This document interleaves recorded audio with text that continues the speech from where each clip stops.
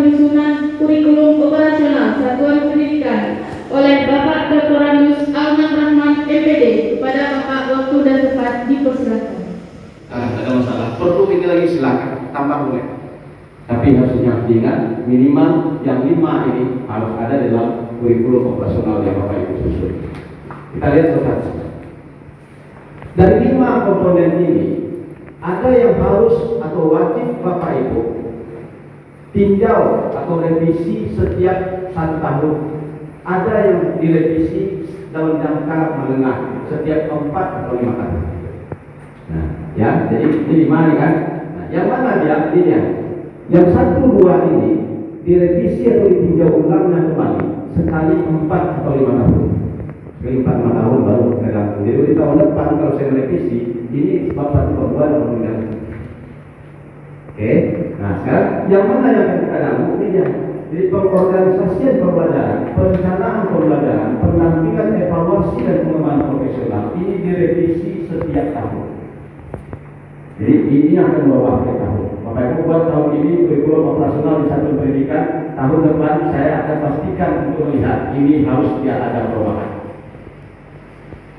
Oke, nah kita lanjut.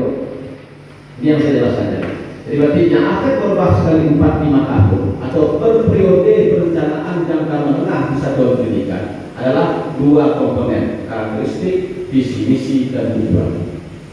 Kemudian yang berubah setiap tahun ada 2, ya, yaitu yang pertama perorganisasian pembelajaran, kemudian perencanaan pembelajaran, tambah 1 lagi pendampingan. Jadi bagi 3 ini akan berubah setiap tahun atau ditinjau ulang. Yang harus Bapak Ibu perhatikan kalau Bapak Ibu menyusun kurikulum, ya kan? Pertama bahwa tahun ini kita sepakati dokumen kurikulum kita 1 per sekolah. Jadi Bapak Ibu menyusun 1 KOSP, menyusun 1 KSP, tidak per program kajian. Kemudian khusus untuk kurikulum merdeka, sistematika fleksibel, tapi berisikan komponen kurikulum sesuai panduan, yaitu 5 komponen tadi harus ada di dalamnya. Nah, kemudian isi dokumen yang kita harapkan benar-benar operasional, menggambarkan kondisi sekolah baik. Guru bahasa Inggris SMK Negeri 3 Mandau telah memiliki sertifikat pendidik dan sertifikat kompetensi. Itu termasuk apa? SWOT, S kekuatan. Ya, ini guru hebat juga sudah sertifikasi profesi, sudah juga punya sertifikasi kompetensi. Ya kan? 1. Lalu kemudian ini yang kedua, PT AZ pada tahun 2026 akan menerima tamatan SMK yang memiliki kemampuan berkomunikasi dalam bahasa Inggris. PT AZ pada tahun 2025 akan menerima tamatan SMK yang mampu berkomunikasi dalam bahasa Inggris. Itu SWOT. Peluang kan? Peluang. Nah sekarang yang 2 itu saya. Jadi Bapak Ibu itu nanti SW itu 1 sisi, namanya itu analisis kondisi internal. OT itu namanya analisis kondisi eksternal. Ini harus diadu. Jadi S itu diadu dengan O, S itu diadu dengan T, W itu diadu dengan O, W itu diadu dengan T. Itu yang akan melahirkan satu. Saya pelan nih ya, pelan. S tadi S yang ada dengannya S1O1. Bagaimana mengadunya S dengan O ini? Itu maksudnya memaksimalkan kekuatan untuk merebut peluang. Kenapa O tadi peluang? Itu cara untuk melahirkan satu. Memaksimalkan kekuatan untuk merebut peluang. Saya punya kekuatan, guru saya sudah sertifikasi profesi dan kemudian mampu berkomunikasi dalam bahasa Inggris serta dia sudah punya sertifikat kompetensi. Itu buktinya. Yang kedua, ada peluang tadi tahun 2025, tapi syaratnya tamatan harus mampu berkomunikasi dalam bahasa Inggris. Ya kan? Berarti apa strategi yang akan kita lakukan? Strateginya apa? Kan gampang saja, tamatan harus mampu berbahasa Inggris. Seperti itu yang diminta. Bagi strateginya meningkatkan kemampuan calon tamatan dalam berkomunikasi menggunakan bahasa Inggris. Itulah tes atau strategi. Gampang? Enggak kayak ini kekuatan nanggunnya kuat. Nah ini peluang itu anak-anak mati. Berarti yang akan berbuat siapa? Anak-anak. Jadi meningkatkan kemampuan calon tamatan dan peserta didik dalam berkomunikasi menggunakan bahasa Inggris. Nah, kalau itu programnya, kalau itu strateginya, programnya apa? Yang akan kita implementasikan di sekolah. Apa misalnya tambah jam bahasa Inggris 2 jam pada sekolah. Wah, itu pembelajaran tambah. Lalu kemudian apa lagi kata wakil kesuaan? Pak, kita buat debat bahasa Inggris. Nah, ekskul debat bahasa Inggris. Lalu apa lagi? Nah, yuk Pak, kita datangkan guru dari luar, dari PT itu yang pandai bahasa Inggris. Kalau guru yang bolehnya, berarti mendatangkan gurunya. Jadi semua yang terkait dengan pembelajaran, semua arti yang terkait dengan pembelajaran. Nah, itu kalau Pak Ibu ingin melakukan pilihan yang nomor 4. Jadi dampaknya dari situ. Isi kurikulum Bapak Ibu. Bapak Ibu buat ekskul, apa ekskulnya volleyball, bukan karena ingin buat volleyball, tapi yang bagusnya dari hasil ini. Bapak Ibu bikin debat bahasa Inggris bukan karena ini gagah-gagahan, karena dari hasil ini. Oke, jelas ya, clear ya. Nah, pilihan ada di tangan Bapak Ibu. Kalau yang gampang nih, kalau yang naik lagi levelnya, dia lagi yang paling rumit ini. Tapi ini sebetulnya paling. Nah, ya, kita lanjut. Komponen 1 itu. Termasuk komponen 2, visi, misi, dan tujuan. Saya tidak terlalu banyak membahas ini, ya kan? Kenapa? Karena visi, misi, dan tujuan itu sudah biasa di sekolah Bapak Ibu. Visi itu cita-cita bersama pada masa yang akan datang, dirumuskan berdasarkan masukan seluruh warga satuan pendidikan. Kalau semua warga ikut merumuskan visi, berarti semua warga tahu visi sekolahnya apa. Nah, tapi pengalaman Pak Alman, saya datang ke banyak sekolah, saya tanya visinya, jawabnya sederhana aja. Ada tuh Pak, jadi yang tahu visi itu dinding, yang tahu visi itu makan pelang, bukan sekolah. Ya. Artinya apa? Kalau visi di sekolah Bapak Ibu tak hafal oleh Bapak Ibu karena saking panjang dan saking membingungkannya, Bapak Ibu minta untuk revisi. Revisi yang baik itu, kalau menurut saya, kalau kita ingin aplikatif, paling banyak 15 kata. Kalau 15 kata, kalau 15 kata masih bisa masuk ke kata. Tapi kalau sudah panjang baru dari sekolah baru. Ya kan? Nih yang pertama. Jadi Bapak Ibu yang tahu apakah visi misi Bapak Ibu wajib dirubah atau tidak. Dan sekarang kita perlu merdeka. Kita tahu sama kepala sekolahnya sudah merdeka sekarang Pak. Nah, yang enak-enak kita buat kami memang bisa kita hafal, tak perlu rumit. Ya kan? Lanjut ke berikutnya, misi. Misi itu adalah tahapan mencapai visi. Kalau visi tadi itu minimal dirumuskan orang periode 8 tahun, minimal. Ada yang 20 tahun, ada yang sepanjang masa. Jadi sebenarnya daunnya dan gambaran masa depannya sepanjang masa terubah. Visi sah saja, memang konsepnya seperti itu. Tapi misi itu adalah tahapan untuk mencapai visi. Jadi berarti kalau visinya sudah tercapai, ganti yang hilang. Bisa direvisi kapan saja sepanjang misi itu sudah tercapai. Kemudian tujuan itu adalah gambaran hasil yang akan dicapai dalam periode tertentu. Kalau sekolah berapa periodenya? 4 atau 5 tahun, tergantung jenis program jangka menengah yang digunakan di sekolah Bapak Ibu. Kalau sekolah Bapak Ibu menggunakan konsep RKDN, rencana kerja jangka menengah, itu periodenya 4 tahun. Kalau sekolah Bapak Ibu menggunakan konsep RIPS, RIPS, rencana induk pengawasan sekolah, itu konsepnya 5 tahun. Ya, makanya sebutkan Bapak Ibu bisa merubah tujuan dan wajib melakukan evaluasi terhadap tujuan sekolah Bapak Ibu setiap penyusunan rencana kerja jangka menengah. Itu 4 atau 5 tahun sekali. Oke, nah kita lanjut. Nah sama juga dengan tadi.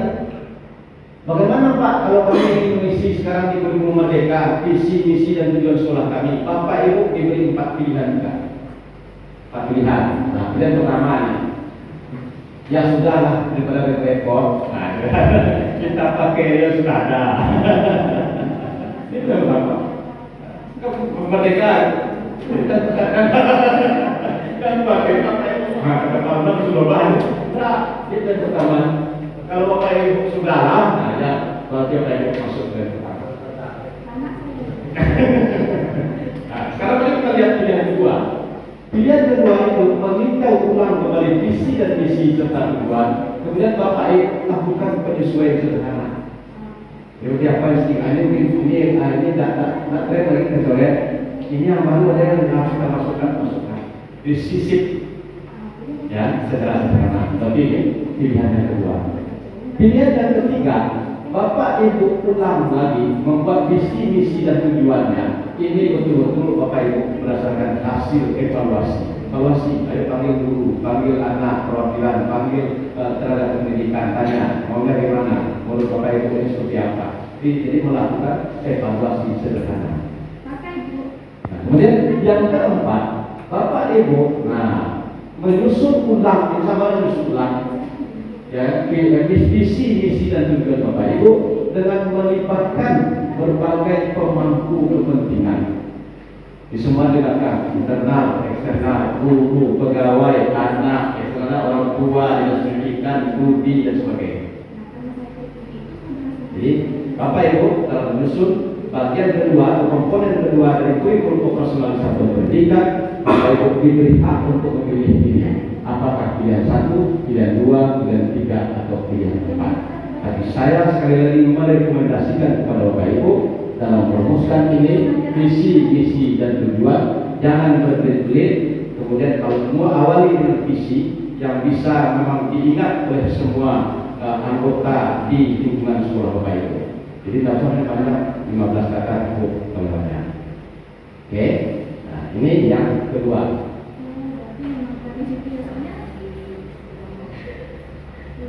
Saya lanjut ke yang ketiga, pengorganisasian pembelajaran. Kalau dulu di KTSP Bapak Ibu punya namanya struktur dan muatan kurikulum. Hanya struktur dan muatan. Kalau tidak, bagaimana Bapak Ibu menyusun mengorganisasi pembelajaran yang akan dilaksanakan 1 tahun pelajaran itu. Ini yang minta. Bedanya apa? Ini tidak hanya secara struktur, tidak hanya secara TP, tapi implementasi operasionalnya seperti apa Bapak Ibu mengorganisasi pembelajaran 1 tahun. Berarti ada semester ganjil, ada semester genap. Kita mulai. Jadi yang Bapak Ibu atur ini ya, jadi pengorganisasian pembelajaran itu sebetulnya Bapak Ibu mengatur pembelajaran, mengatur muatan kurikulum dalam 1 waktu yaitu 1 tahun. Jadi berarti aturlah di situ beban belajar seperti apa, kemudian muatan pembelajarannya seperti apa, area belajar atau tempat belajar di mana, waktu belajarnya kapan, proses pembelajarannya bagaimana. Saya ulang ya. Jadi isi dari pengorganisasian pembelajaran itu pertama adalah beban belajarnya seperti apa, ya kan? Kemudian muatan pembelajarannya seperti apa, area atau tempat belajarnya di mana, waktunya kapan, prosesnya seperti apa. Itu yang akan Bapak Ibu isikan di bagian pengorganisasian pembelajaran. Saya detailkan tadi. Jadi apa yang akan Bapak Ibu isi? Pertama, isi muat struktur kurikulum. Struktur. Kalau yang Bapak Ibu tahu ini baru kan? Nah, kalau SMK 3 Mandau berarti sudah bertahun di tahun kedua. Jadi isikan pertama itu struktur kurikulum. Struktur kurikulum yang bagaimana? Struktur kurikulum kelas 10 yang Bapak Ibu ambil dari mana ambilnya Pak? Dari mana ambilnya? Iya, diambil dari Kemendikbud nomor 56/N/2022. Bapak Ibu ambil dari situ. Yang disediakan di situ adalah struktur kurikulum untuk 1 tahun. Bapak Ibu jabarkan menjadi per semester. Bapak Ibu jabarkan menjadi lebih operasional lagi dalam bentuk jadwalnya seperti apa katanya. Kenapa? Karena dia disiapkan dalam bentuk blok 1 tahun. Artinya ada kebebasan Bapak Ibu menerjemahkan penjadwalan. Kalau perlu Bapak Ibu keluar dari skema reguler yang selama ini kita laksanakan. Apa skema reguler? Ya guru agama itu masuk tiap hari Senin 2 DP, begitu kan? PKKN masuk 2 DP hari Rabu, kan ya. Nah, makanya struktur kurikulum kita itu dibuat tiap DP yang per tahun dengan anggapan bahwa Bapak Ibu tidak tergantung lagi kepada reguler mingguan atau reguler tahun. Yang kedua, Bapak Ibu akan mengisikan juga pengaturan beban belajar yang saya sebut tadi, jadwalkan dengan jelas. Sekarang pertanyaannya bagaimana strategi menjadwalkannya? Tergantung pertama pilihan dari implementasi proyek penguatan profil pelajar Pancasila yang Bapak Ibu lakukan. Itu kata kuncinya.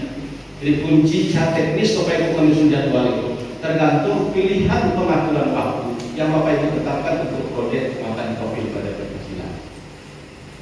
Nah, bagaimana cara men-setting proyek penguatan profil pelajar Pancasila itu waktunya? Ada 3 pilihan untuk Bapak Ibu.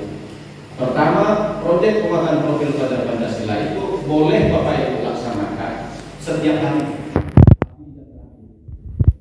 1 atau 2 jam.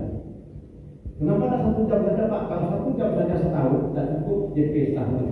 Karena DP setahun proyek penguatan profil pelajar Pancasila itu 288. Ya kan? Cukup. Nah, 288. Mari kita berlogika. Di pelajar kita seminggu 5 hari, berarti 5 DP seminggu. Kali 36. Nah, itu berapa banyak? Ya, gimana? 1 minggu 8 DP. 1 kelas. Ya. Berarti itu yang pertama. Berarti kalau 1 DP terakhir, tak cocok, tak masuk. Kalau saya buat 2 DP terakhir berlebih. Kenapa? 5 hari kan 2 kali masuk. Nah, berlebih. Makanya kalimatnya Bapak Ibu boleh mengambil jam untuk proyek penguatan profil pelajar Pancasila itu 1 atau 2 jam terakhir dengan catatan setahun kumulasinya menjadi 288 DP. Yang kedua, kalau Bapak Ibu ingin mengambil hari per minggu, Bapak Ibu yang mengambilnya 1 hari dalam seminggu 8 DP. Berarti misalnya Jumat saya ambil 8 DP untuk yang proyek penguatan profil pelajar Pancasila. Itu alternatifnya kedua yang akan mempengaruhi Bapak Ibu sudah buat. Kemudian yang ketiga, alternatifnya adalah Bapak Ibu padatkan. Jadi di blok dipadat, ya. Padatkan 288 DP 1 tahun. 1 tahun 36 minggu, berarti 288 bagi 36 sekitar 8 minggu. Jadi 8 minggu setahun itulah haknya untuk proyek penguatan profil pelajar Pancasila. Minggu kita setahun 36. Minggu kita setahun 36 itu kalau Bapak Ibu bagi ganjil dan genap, jangan dibagi ulang. Kita yang realistisnya, yang realnya, yang operasionalnya, kalau Bapak Ibu bagi 2, 18, akibatnya apa? Di semester genap Bapak Ibu akan berdodoran. Kenapa semester genap akan banyak ya, yang menyebabkan kelas 10 libur, akan banyak orang libur kena bulan puasa, kena lebaran, ya kan? Makanya saya merekomendasikan kalau yang 36 minggu kita buat dalam setahun itu, buat 20 minggu diganjil, 18 minggu digenap. JP proyeknya kalau Bapak Ibu padatkan enggak seperti itu. Jadi 5 minggu taruh di semester ganjil, 3 minggu taruh di semester genap. Ini yang akan mempengaruhi. Jadi bagaimana Bapak Ibu pilihan Bapak Ibu menata jam proyek penguatan profil pelajar Pancasila akan berpengaruh pada pengaturan beban belajar.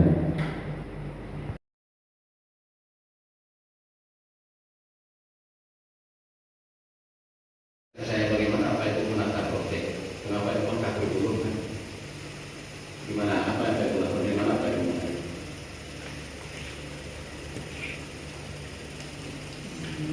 Coba saya dengar dulu, gimana Bapak Ibu mengisi ini?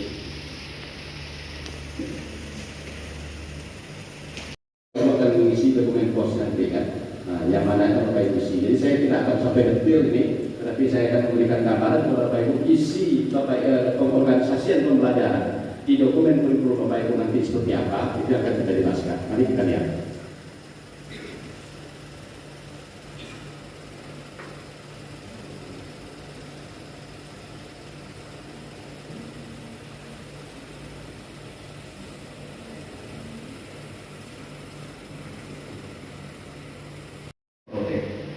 Jadi tunjuk dulu 1 orang jadi koordinator proyek.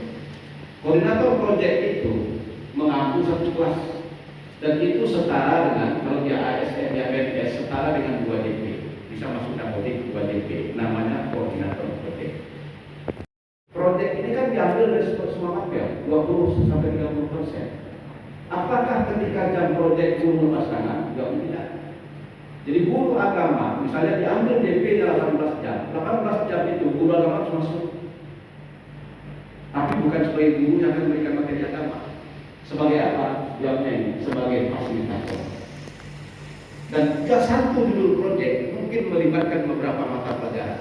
Berarti beberapa guru mata pelajaran akan terlibat di situ. Tergantung kepada topik proyeknya atau tema spesifik proyeknya.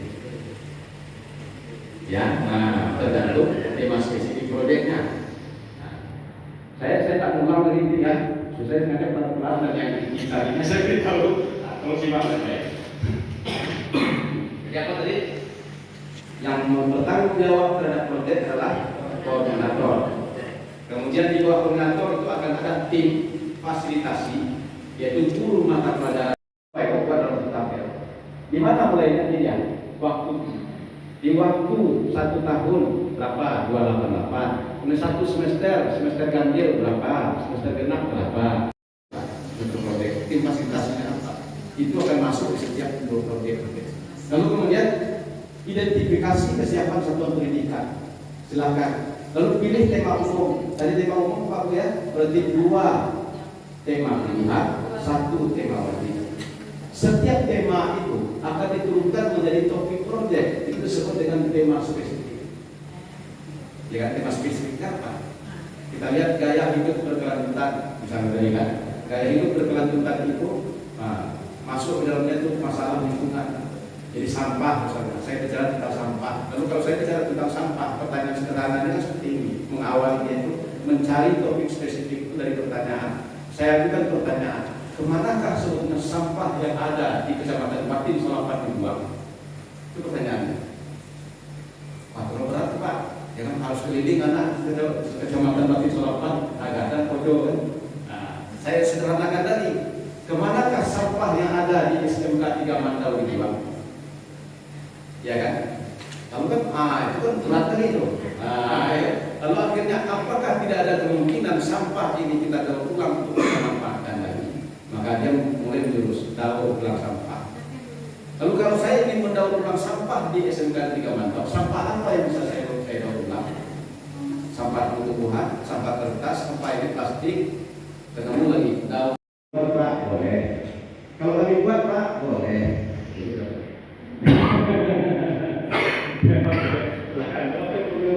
Ingin buat boleh, tidak salah. Kita ingin buat tidak apa-apa, kita kan berubah. Nah, ya kan. Baik, sekarang kita lanjut. Bagaimana cara Bapak Ibu ingin merancang? Jadi menjadi menggunakan inspirasi dari penyusunan organisasi pembelajaran yang sudah dibuat orang. Bapak Ibu telah nanti yang saya berikan itu silakan nanti di situ Bapak Ibu. Saya ingin adopsi inilah, ini sepertinya menarik, silakan. Itu pilihan yang pertama.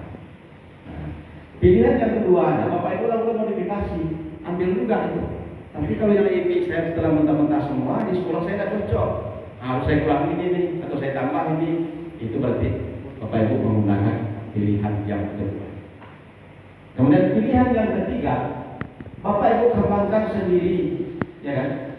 Tapi Bapak Ibu menengok kurikulum yang saya berikan misalnya 10 tadi Bapak Ibu ya, yang ini bagus nih, saya satu, ini bagus nih, saya satu, ini bagus nih, jadi elemen-elemen yang diambil, kemudian Bapak Ibu ramu menjadi bagian yang Bapak Ibu gunakan di sekolah. Itu yang ketiga. Yang keempat, Bapak Ibu bikin sendiri, tak perlu tengok contoh yang saya berikan. Jadi yang hebat ini kan, ini yang hebat. Silakan Bapak Ibu rancang organisasi pembelajaran secara mandiri, kemudian sifatnya ingat, fleksibel dan dinamis, terutama dalam pengaturan waktu untuk muatan belajar.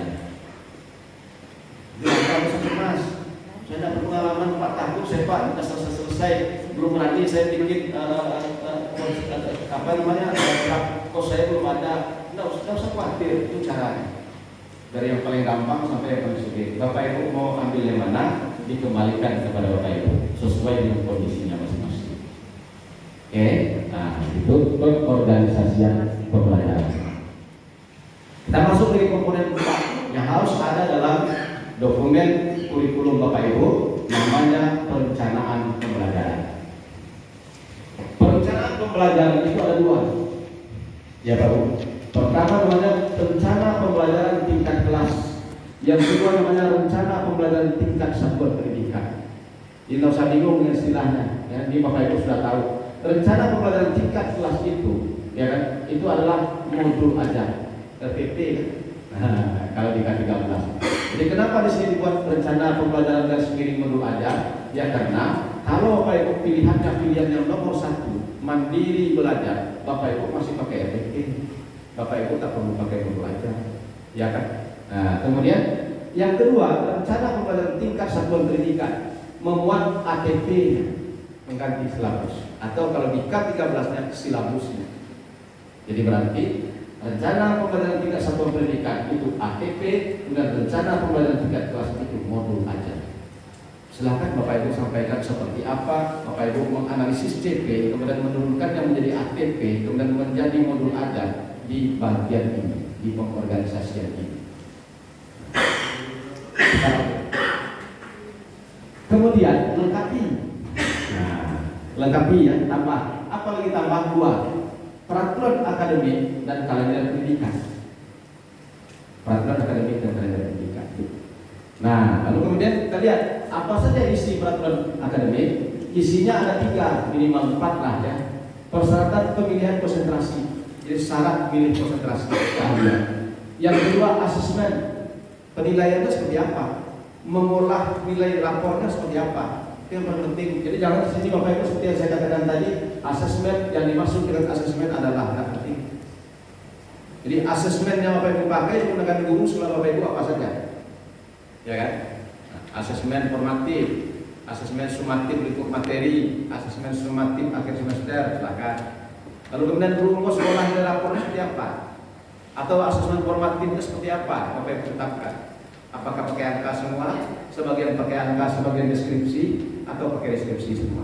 Itu yang paling penting, karena itu yang operasional. Jadi tak perlu, yang maksud dengan asesmen adalah besar, ya.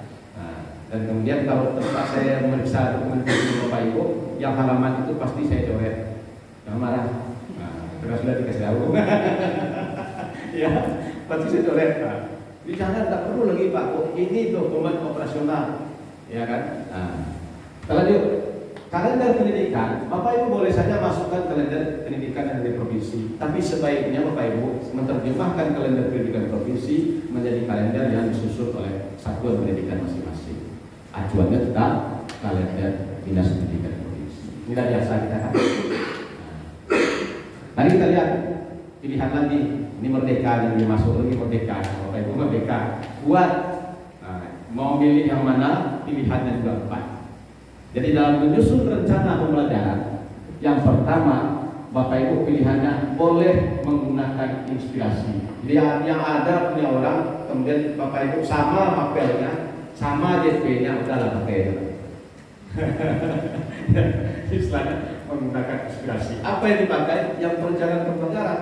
Jadi 2, itu apa? ATP dan modul ajar. ATP dan modul ajar. Tapi ingat, setahu saya modul ajar untuk mata pelajaran kejuruan belum semua tersedia. Kasihan dulu.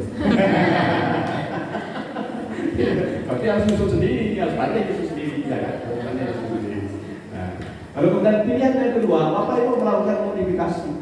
Makanya Bapak Ibu kan disuruh untuk masuk ke dalam platform Merdeka Mengajar. Bapak Ibu diwajibkan punya akun belajar.id. Jadi bisa ikut. Misalnya Anda bisa ikut melihat apa saja yang sudah ada yang bisa Bapak Ibu pakai, apa saja yang sudah ada yang bisa Bapak Ibu modifikasi. Dan pilihan kedua adalah melakukan modifikasi. Nah, ambil, Bapak Ibu modifikasi, ini tak cocok, saya ganti yang ini silakan, boleh. Yang ketiga, Bapak Ibu kembangkan, kembangkan sendiri ATP dan modul ajarnya, tapi dengan melihat sumber yang lain. Nah, orang mungkin seperti ini. Cara-cara itu Bapak Ibu adopsi, caranya diadopsi, tapi Bapak Ibu bikin sendiri. Itu pilihan yang ketiga.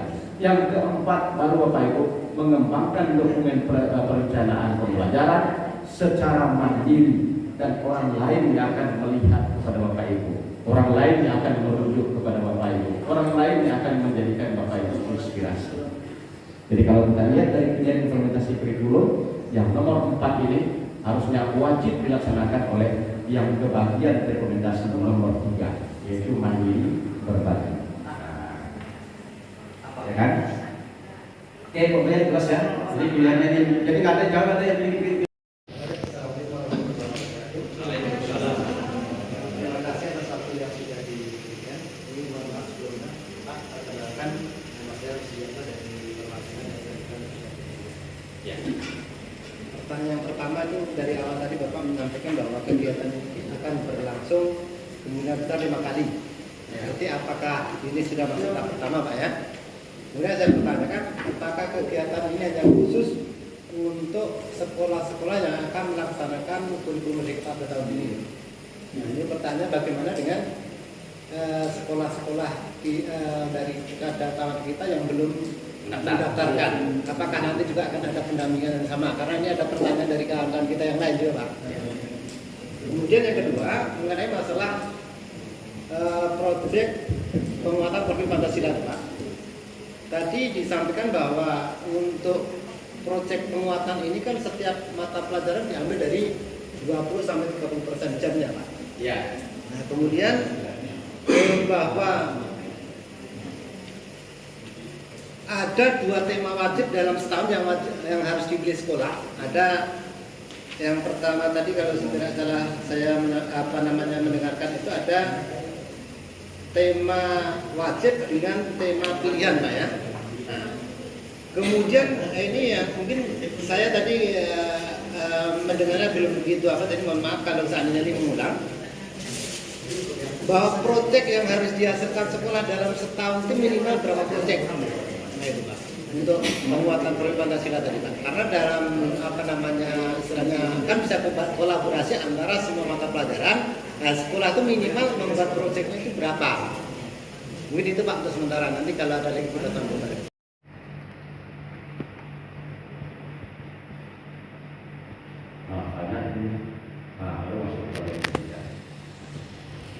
Ini masih bawa gaya KTSP. Kenapa gaya KTSP langsung muncul struktur? Iya kan? Bapak itu semua tidak harus seperti ini, tidak harus struktur yang muncul duluan. Harus Bapak Ibu misalnya muncul duluan, misalnya memberikan gambarannya, seperti apa strukturnya, pengorganisasian pembelajaran yang diinginkan. Tapi ini tidak salah ya, saya bilang tidak salah, tidak masalah. Lalu kemudian ini kan contoh tahun lalu. Strukturnya beda dengan struktur tahun ini yang akan Bapak Ibu pakai. Mengingat karena struktur yang tahun ini itu Kemendikbudristek nomor 56 dan 2022. Nah itu, jadi jangan ini misalnya. Nah, lalu kemudian Bapak Ibu tidak wajib menjabarkan seperti itu. Kalau Bapak Ibu bukan melaksanakannya secara reguler harian ini. Jadi berarti Bapak Ibu akan menjadwal nanti bisa saja terjadi seperti ini. Ini jadwal per tahun. Kemudian Bapak Ibu coupling jadi 36 minggu ini. Kemudian Bapak Ibu bagi 2 lagi. Ini untuk semester ganjil, ini untuk semester genap. Setelah itu baru Bapak Ibu bicara tentang yang 1 semester ini mau diapakan. Apakah akan reguler seperti itu? Atau akan misalnya dengan 3 kemungkinan berdasarkan proyek penguatan profil pelajaran Pancasila tadi, baru Bapak Ibu coupling jadi. Baru nanti masuk ke jadwal operasional yang mingguan atau harian. Jadi silahkan kerangka berpikirnya Bapak Ibu tuangkan kembali dari penjelasan saya tadi. Tapi saya tidak akan memberikan model baku kepada Bapak Ibu karena Bapak Ibu punya pilihan. Ya kan? Ada 4 pilihan. Nah, nggak minta apa, tak mau dikasih tahu sengaja. Karena Bapak Ibu suruh milih. Maka rancang, tak usah takut salah, rancang sendiri. Yang penting Bapak Ibu paham konsepnya. Jadi ini tidak harus begini ya. Nah, kalau saya buat begini Pak, ya tak masalah. Karena Bapak Ibu. Ya. Lalu kemudian kita lihat, nah ini makanya tahun lalu Pak Ibu C di sini. Sementara sekarang saya kita kemari posisi di jalan tengah struktur Bapak Ibu. Nah, bayangkan ini untuk setiap membuat strukturnya ada Bapak Ibu dan pembagian jamnya itu Bapak Ibu membuatnya setiap program keahlian, setiap program keahlian. Nah kemudian penetapan konsentrasi. Saya juga tidak akan jelaskan ini, yang jelas Bapak Ibu, konsentrasi yang akan Bapak Ibu lahirkan di kelas 11 untuk kurikulum tahun ini harus Bapak Ibu jelaskan di pengorganisasi pembelajaran. Nah, supaya fokusnya jelas. Jadi bagi apa saja silakan disampaikan di sini, ya. Nah, lalu kemudian sistem pembelajaran bloknya, ya silakan. Saya tidak akan buka secara mendetail.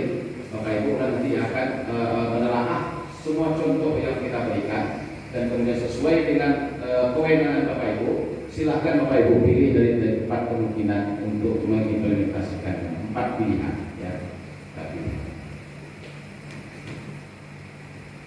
Nah, kemudian CP, maksud CP, ini CP salin, semua salin lagi, makanya tebal dokumen kurikulumnya.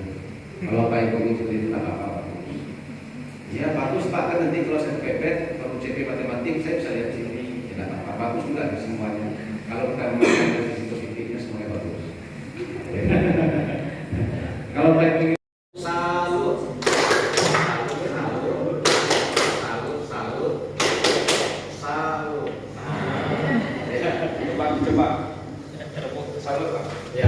tepuk salut, salut, salut, salut, salut, salut. Sekali lagi, tepuk salut, salut, salut, salut, salut, salut. Terima kasih.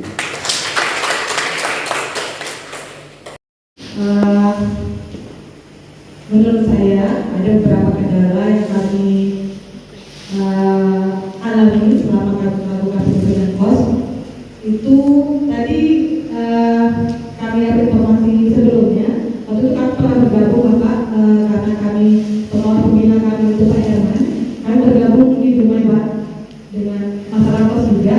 Jadi waktu itu kan ada 9 tema sebenarnya dulunya di KPK.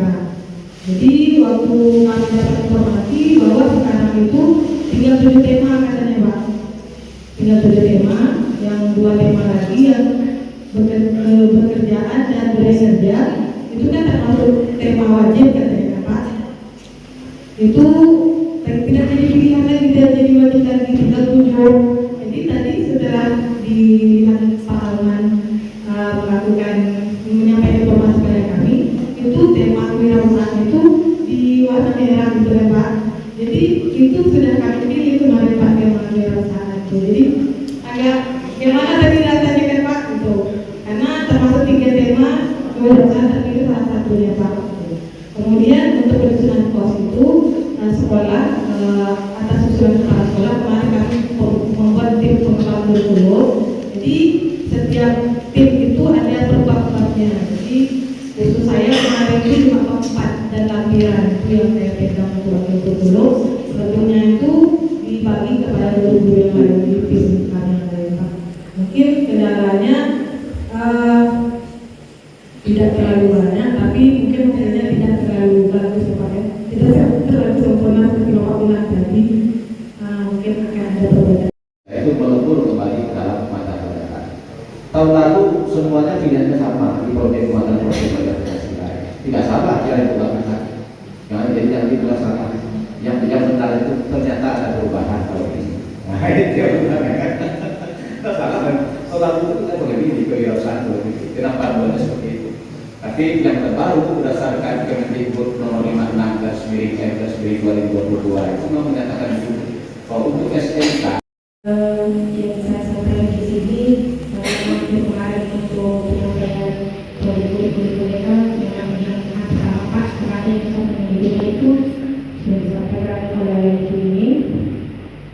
Masalah kendala yang di sekolah itu nanti juga dibagi per tim dengan guru berbagian. Jadi dikatakan kendala tidak begitu terbuka seperti Bapak. Itu Tuhan boleh ya? Boleh. Pertama adalah untuk tahun ini kami siswa kami drastis jauh turun. Bahkan kami sudah turun dan terjun langsung Pak Ahmad ke rumah-rumah door to door. Dari SMK 2 dokter. Saya belum pernah punya pengalaman sekolah negeri yang gurunya door to door Pak. Ini baru saya rasakan. Ya. Yang mau bikin sedih adalah begini Pak Alman, begitu siswa itu oke mau dia kita bawa, ketika sampai ke sekolah kami dia putar kepala pulang Bu, pulang. Dan itu kami tanya, kenapa Pak balik? Ini sekolah Pak, itu jawabannya. Karena kelas kami cuma ada 6, kelas belajar cuma ada 6, rombel kami 17. Saya sebagai guru bukan botak lagi Pak, mengaturnya itu dengan sistematikanya memang yang sangat-sangat rumit. Dari mulai SIP 1, SIP 2, SIP 3 sampai SIP 4. Nah itu yang luar biasa dalam kepala saya itu. Jadi begitu muncullah kurikulum Merdeka Belajar yang nantinya akan ada namanya konsentrasi belajar, konsentrasi jurusan gitu ya Pak ya. Tentu nantinya akan berubah pemilihan dari sketsa yang akan kita buat, terutama multimedia. Multimedia ini kan berbagi menjadi 5 jenis nanti konsentrasi dan pecahannya. Jika siswa saya nanti menjadi 5 jenis atau memilih 2 jenis, tentu semakin banyak rombel yang akan dipecahkan nantinya. Di situ semakin bingung kepala saya bagaimana saya mengaturnya. Itu yang pertama. Yang kedua, ada datang dari BPK Pak ke sekolah kami. Nanya begini, Pak kami mau mengaudit laboratorium. Benda itu tidak ada di sekolah kami Pak. Kami ketawa, dalam BPK itu ada ketawa gitu. Jadi Pak, nggak ada di sini, nggak ada gitu. Dan itulah yang membuat kami sedih sampai detik ini Pak Alman. Kami SMK 2 Manado belajarnya di bawah PowerPoint. Ini sudah pasti kan? Di bawah PowerPoint. Dengan sistematika pembelajaran, kalau dari saya itu saya buat mengadopsi pembelajaran belajar namanya RME, Realistic Mathematics Education. Bagaimana saya seorang guru harus membuat ALT, Hypothetical Learning Trajectory. Semuanya saya buat itu dengan menggunakan apapun bentuknya. Tapi biar bagaimana melihat kondisi desa Kedawang, saya tetap menggunakan apa yang ada di sana yang saya maksimalkan. Dan alhamdulillah tahun 2022 ini kami mendapat prestasi juara 3 Olimpiade Matematika tingkat nasional Pak. Ini Pak, kami minta kepada Bapak pengawas, kasihan anak kami Pak. Saya minta tolong sama malu Pak, begitu datang kami udah capek-capek, putar kepala dia yang mau sekolah itu udah ada kelasnya Pak.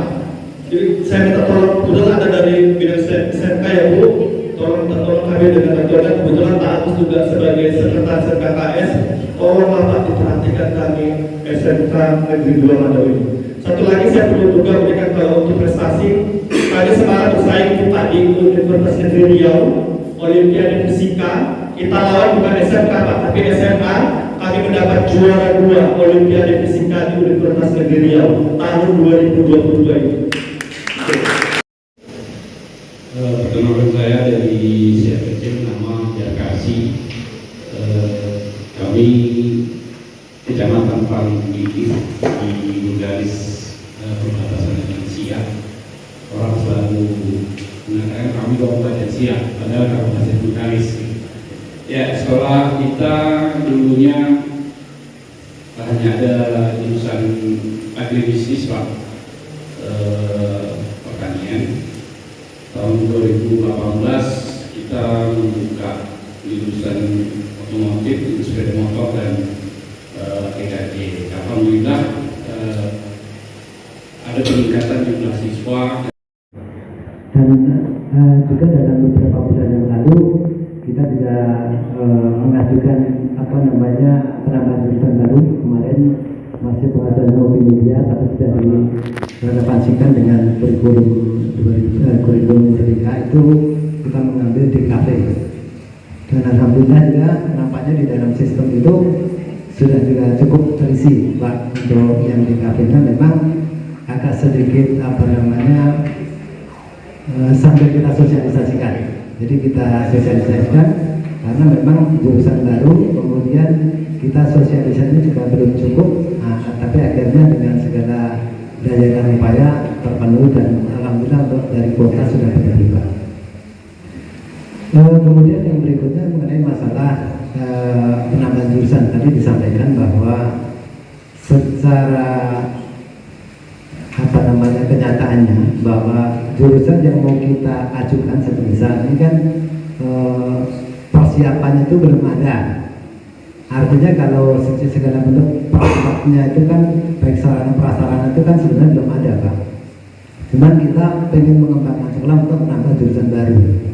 Nah, tadi disampaikan bahwa salah satunya untuk mendapatkan izin itu berarti kan perangkat-perangkatnya termasuk sarana kan sudah ada. Sementara kondisi sekarang ini lokal saja kurang.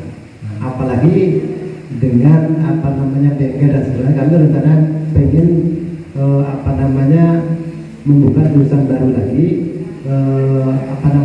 PBSM, karena nampaknya itu peluangnya besar. Nah, tadi Pak Agus juga ini namanya bisa kita diolah, karena kita pengen juga keluar dari belenggu RKAS, Pak. Karena RKAS itu saja kita tidak bisa berbuat banyak karena hanya mengandalkan itu, maka kita mungkin juga membuka jurusan yang bisa memberikan masukan-masukan dan bisa kita olah sendiri tanpa harus kita laporan yang banyak macam syaratnya, begitu Pak. Nah, kita minta solusinya bagaimana dengan kondisi yang serba kekurangan baik ruangan maupun sarananya, tapi kita menginginkan jurusan baru untuk mengembangkan sekolah, itu intinya. Kemudian yang mengenai masalah KSP, alhamdulillah semenjak kita pulang dari Pekanbaru dengan bekal yang ya mungkin masih ibarat kalau buku covernya waktu di Pekanbaru, Pak, ya, karena kita serba dibatasi, narasumbernya cukup banyak, waktu bertanya juga dibatasi. Nah, akhirnya dengan yang ada melalui di grup itu ya kita coba-coba, kemudian sambil mencari referensi, benar-benar sudah dapat, dan alhamdulillah ditambah dengan kegiatan hari ini menambah juga, Pak. Artinya kita nanti akan mencoba juga berdiskusi dengan kawan-kawan yang terutama yang ada hari ini ikut kegiatan ini, akan kita coba berdiskusi untuk bagaimana menjelaskan. Cuma bagaimana kalau bisa untuk rentang waktunya kan bisa ditambah gitu, Pak. Karena waktunya ini kan informasinya tanggal 15, Pak, ya. Lambat tidak?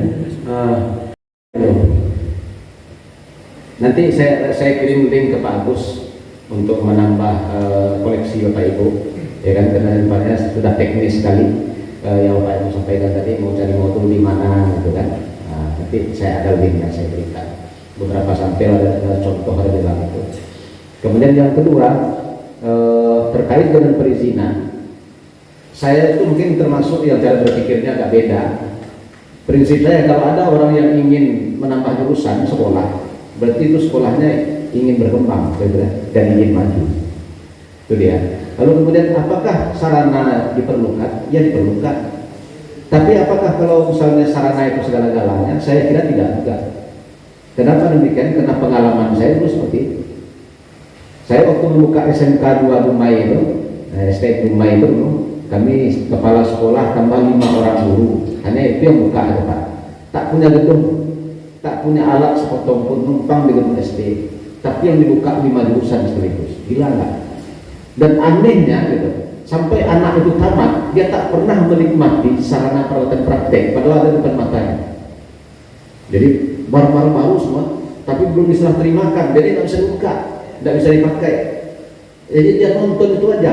Anehnya yang begitu dia tamat, mereka yang paling banyak. Mereka jadi hebat-hebat, padahal nggak pernah diajar gurunya ke luar. Kenapa? Karena kita fokus dulu kepada kedisiplinan, kita fokus dulu pada akhlak dan perilaku. Itu fokusnya dulu. Jadi belum ada pendidikan karakter, belum ada kurikulum merdeka, proyek profil pelajar Pancasila, kita sudah melakukan itu. Dan ternyata memang hard skill tidak dibutuhkan.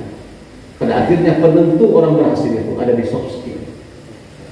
Nah, di dasar itulah makanya saya berpikir agak berbeda.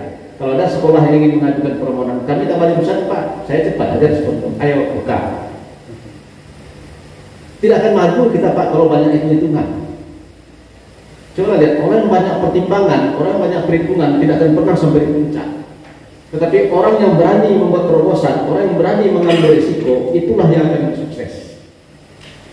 Kalau payah nih, adalah sama dan itu aja waktu. Oh ini gimana nih, kita tak punya ini, adalah tidak akan maju. Ya Pak ya. Nah, kalau saya dari dulu seperti itu. Jadi kalau misalnya ada sekolah yang ingin membuka jurusan baru dan Bapak Ibu melihat prospek itu ada di sana, ya kan? Lanjut aja Pak Bu, nggak usah ragu-ragu, majukan aja. Kalau Bapak Ibu mengajukan proposal kan kemungkinannya cuma 2, diterima atau ditolak. Apa yang berpikir kuliah? Saya di sekolah seperti itu. SMK 4 itu sekolah yang paling tidak diminati kembali. Alat kepada dapat kita Pak, karena kan bantuan peralatan itu berdasarkan jumlah murid. Kalau dikasih orang pusat itu, saya keliling kemana aja saya pergi, masukkan proposal, ngadap ke situ. Karena saya kepala sekolah, orang kan agak segan, pasti dari yang nerima saya tidak sembarangan. Itu aja modal dapat. Ngadu aja. Karena kemungkinannya cuma dua, diterima atau ditolak.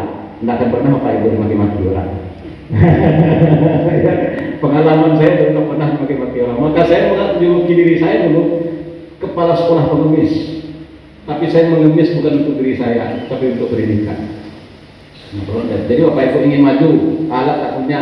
Tak ada orang Pak Ibu yang maju itu semuanya punya. Bapak Ibu merintis itu harus dari awal, harus diangsur-angsur. Maka untuk tim perizinannya sekarang, nah sekarang tim perizinan itu Bu Rika, ujung tombaknya, ya kan? Tim perizinan sekarang prinsip kami seperti itu, bahwa kalau ada yang ingin mengembangkan sekolah, cepat kita proses. Nah kita hitung Pak Bu, oh Bapak Ibu harus punya sarana prasarana, harus lengkap RPS. Bayangkan cari duit di mana Bapak Ibu akan buat RPS? RPS itu minimal luasnya 90 meter, 120, nggak mungkin kan? Nah, jadi kita realistis saja, asal Bapak Ibu bisa menjadikan tempat praktek seperti kita Pak Agus tadi, ada ruang prakteknya, ada tempat prakteknya. Mau milik sendiri, mau kerjasama dengan Biduka, terserah. Berarti syarat untuk sarana kita akan terpenuhi. Dan hanya syarat minimal yang kita minta untuk pembelajaran di kelas 10. Dengan harapan bahwa kalau naik anak ke kelas 11, Bapak Ibu sudah bisa mengadakan tambahan untuk kelas 11. Yang sudah kan orang mau maju. Saya herannya mengapa dari Bengkalis ini tidak banyak yang daftar. Padahal itu programnya bagus, salah satu Mas Andi ini. Kemudian kita kemarin ngirim 4 orang itu diseleksi Bapak Ibu. Dan informasi di KKS itu sering di-share tuh. Ikut saja yang dibilang Pak Alman tadi. Kita ikut saja belum tentu dapat. Apalagi kita nggak ikut udah pasti gagal kan. Tapi kalau kita ikut itu ada dua kemungkinan. Bisa diterima atau ditolak. Tapi kalau misalnya kita nggak daftar sama sekali udah jelas ditolak gitu Bapak Ibu. Ya Pak ya. Nah, kalau untuk dinas Pak Rika saya rasa udah dapat itu. Nah, mudah-mudahan kita semua bisa memotivasi diri kita lah ya Bapak Ibu ya. Cukup Bapak Ibu? Kalau cukup kira-kira kalau kita foto bersama boleh nggak?